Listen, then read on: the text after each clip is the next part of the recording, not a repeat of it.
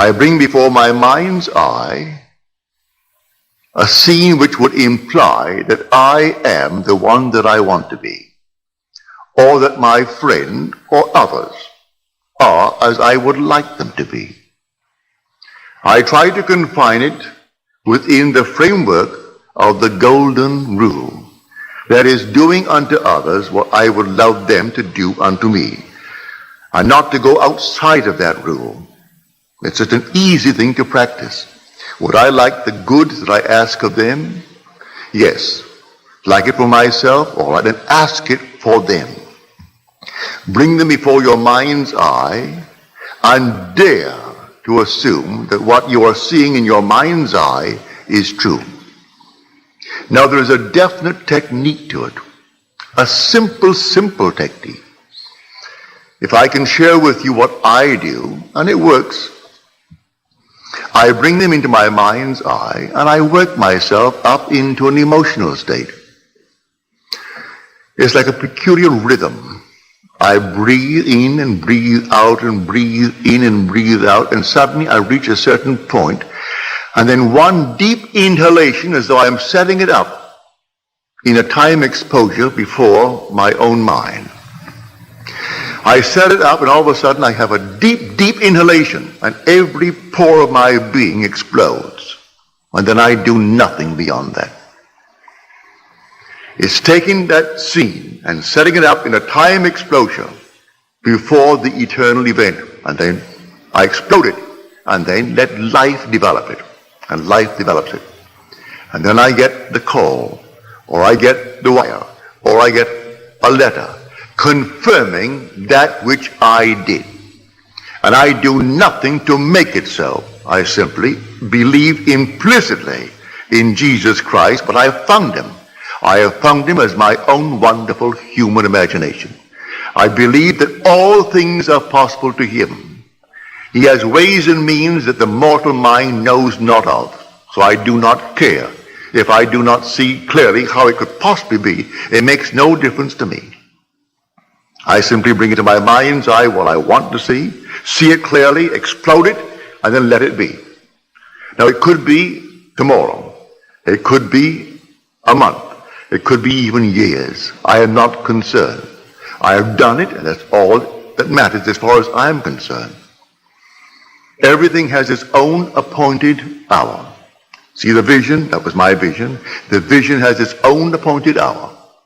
It ripens. It will flower. If it be long, wait. It is sure, and it will not be late. A little chicken, 21 days. A man, 9 months. A horse, 12 months. A little lamb, 5 months. And there's a time interval between that impregnation and the actual embodiment of that state. And I do not know the time intervals. I only know that all I do it. And if that time interval is a day, well, it's a day.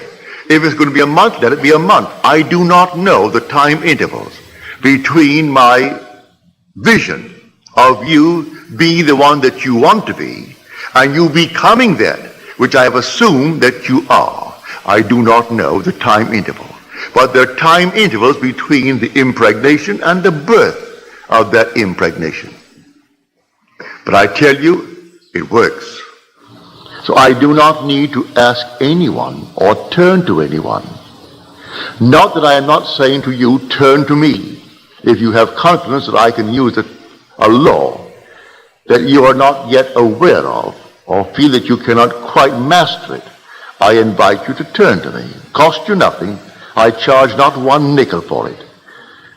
To me, it's a simple technique, a simple process, and I look upon it just as this. If this hand is itching now, and the back of the hand is itching, this hand is easier for me to use to scratch it and relieve the itch than to take this and try to reach it with my fingers. I can't get back and reach it, but I can get it with this. It's the same body, so I call upon myself. If you cannot yourself, I would say, alleviate the itch may be for money, the itch may be for recognition, the itch may be for something, well then ask the one in whom you have confidence. If you have confidence in the speaker, all right, ask me. I tell you, I don't charge. I do not charge 1 penny, neither do I accept any money. I don't. You simply, if you feel like it, you ask me. And I will, to the best of my ability, simply feel within myself that things are as you desire them to be, providing it comes within the code of my, what I call my ethical code. That it is not at the expense of another aspect of my being. Don't ask me to hurt anyone in this world, because I could not. I will not ask anyone to be hurt. But if you want recognition in this world, you want money in this world, you want comfort in this world, I see nothing wrong in that, because these things I would want for myself. So I put them within the frame of the golden rule and ask for them. It's a simple, simple technique. So let us discuss how things are brought into being. Well, how are they brought into being? By your own wonderful imaginal acts. That's how they're brought into being. Because your imagination is God. Your imagining, that is God in action. Do you know what you would love for yourself and for your loved ones in this world? Assume that you have it. And that assumption, though at the moment, is denied by your senses, denied by reason, if you persist in it, because you believe in Him, it will harden into fact. And no power in the world can stop it. It can't stop it. But I can tell you the interval of time between your assumption and its hardening into fact. But I promise you from experience, it will harden into fact.